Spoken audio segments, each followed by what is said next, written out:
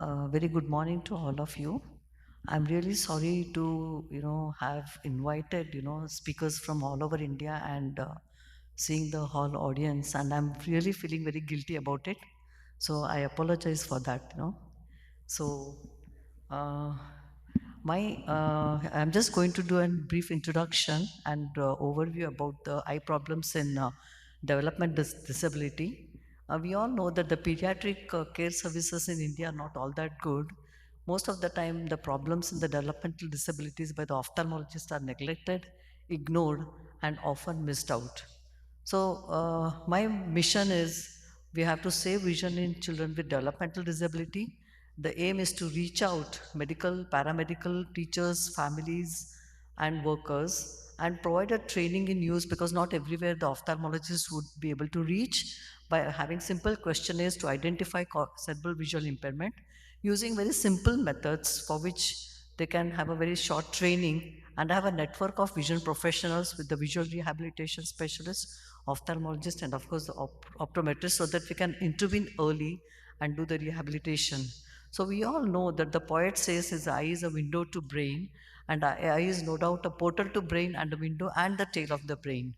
And it's not a surprising statement that the human eye has 2 million working parts and 60% of the human activity is related to brain. And so the visual loss, basically, we all know is brain related and of course eye related. These are the few facts which I'll just run through quickly. 80% of all the learning disabilities occurs in first 12 years of through vision. One third of the children only have eye examination before entering the school.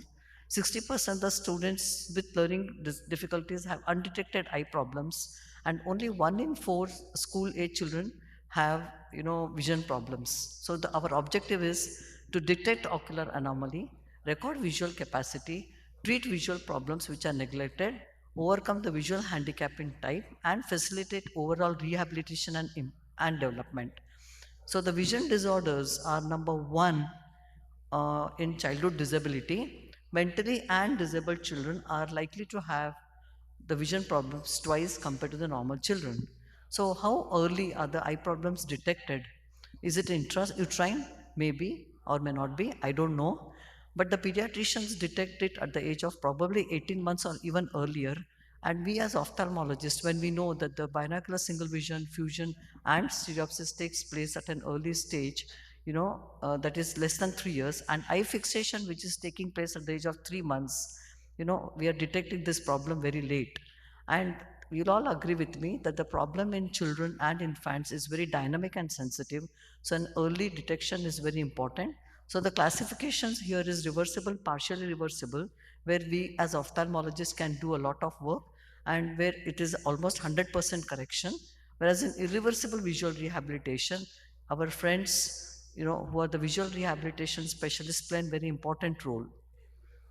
So incidence of visual loss has been recorded, and it's there in the literature by Peter Black, which was a study which was carried out showed that 80% of the children had eye problems in developmental disability, and we carried out a study of 154 children, and we found out that almost 91% of the children had eye problems in developmental disability. So sometimes I wonder how can this be incidental, and is it possible for us to make a difference to the lives of many children and minimize their visual and maximize their visual potential?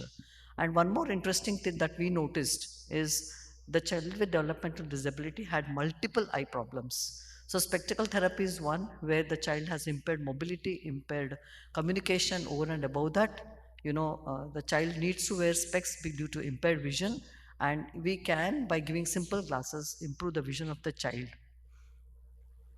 Now, the child, would definitely initially there would be a lot of resistance, but once they are comfortable, once they can see the surrounding, especially the mother clearly, they continue wearing the glasses. Accommodation disorders are extremely common in children with developmental disability because the accommodation is not just within the ciliary muscle, it is an automatic reflex within and beyond the eye, and thus reading glasses are important.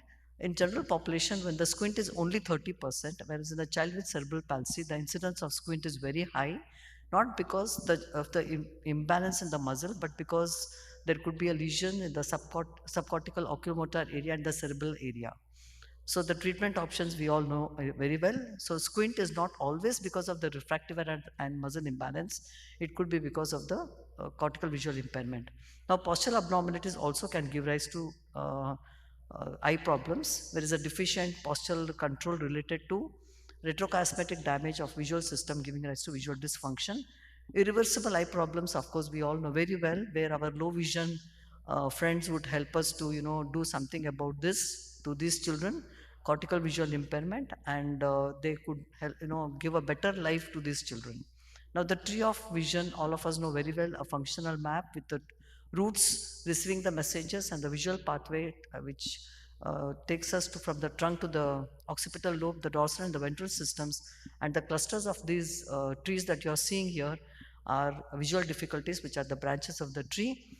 And the dorsal and the ventral system, of course, we know that the dorsal system helps us to move in space, whereas the ventral system helps us to recognize the objects. And then my future speakers would be, talking about this in a greater detail.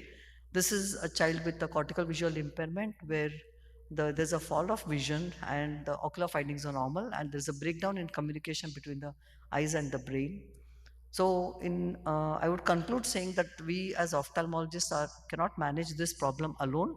We need it's a multi-centric, disciplinary issue, and all of us in coordination can definitely do something for these children. So, the take-home message is the awareness of visual disability is nil, and these children we need to tackle them at an early age and see what best we can do. And thank you for your attention.